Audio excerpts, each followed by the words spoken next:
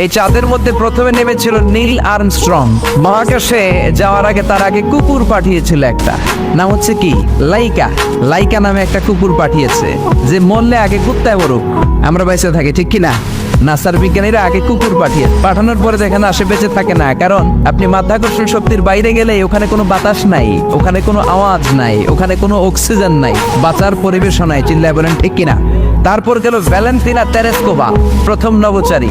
এদের সাহসের এই ধারাবাহিকতায় 1969-এ অ্যাপোলো 11 নামে একটা স্পেস শাটল দিয়ে নাসার সেই স্টেশন থেকে নীল আর্মস্ট্রং, এডউইন অলড্রিন আর মাইকেল কলিন্স তিন বন্ধু মিলে একটা স্পেস শাটল দিয়ে চলে গেল চাঁদে। চাঁদে তারা নামলো, ইউনাইটেড স্টেটস অফ আমেরিকার পতাকা তারা সেখানে গেড়ে দিল। নীল আর্মস্ট্রং খেয়াল করে দেখে চাঁদের এই মাথা থেকে ওই মাথার মাঝখানটাতে ফাটা। ফাটিয়েছে কে?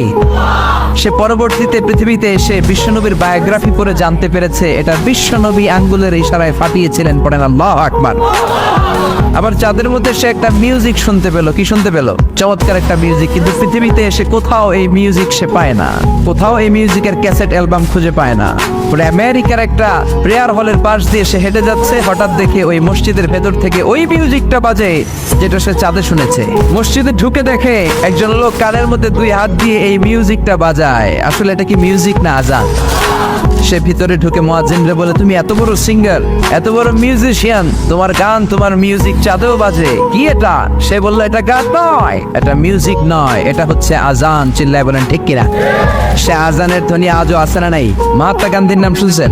ভারতের অবিসংবাদিত নেতা, ব্রিটিশ খেদাও আন্দোলনের পুরোধা, যিনি বারেট ল করেছেন লন্ডন থেকে, পেশায় একজন ব্যারিস্টার। তিনি ভাবলেন সবসময় মুসলমানদের একজন নবীর কথা শুনি, আমার হিন্দুস্থানে সবাই বলে মোহাম্মদ মোহাম্মদ, কেই মোহাম্মদ, দেখি তো তার একটা জীবনী গ্রন্থ পড়ি। তো 2 খণ্ডের একটা জীবনী গ্রন্থের প্রথম খণ্ড উনি পেলেন।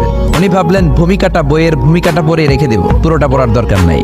কিন্তু ভূমিকা পড়ার পরে পুরো জীবনী পড়ার আগ্রহ, কৌতূহল, কিউরিওসিটি তার অন্তরে ঢুকিয়ে দিল কে?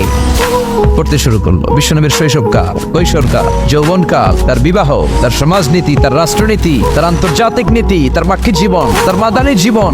পড়তে পড়তে প্রথম খণ্ড শেষ। এখন দ্বিতীয় খণ্ড পড়ার দরকার আছে না নাই?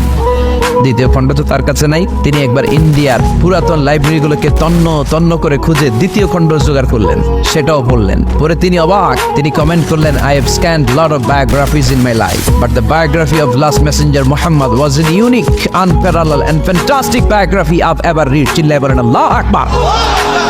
আমি ভারতের নেতা মহাত্মা গান্ধী অনেকের জীবনী পড়লাম, কিন্তু মুসলমানদের নবী মুহাম্মদের জীবনীর মতো কোনো জীবনী পাই নাই।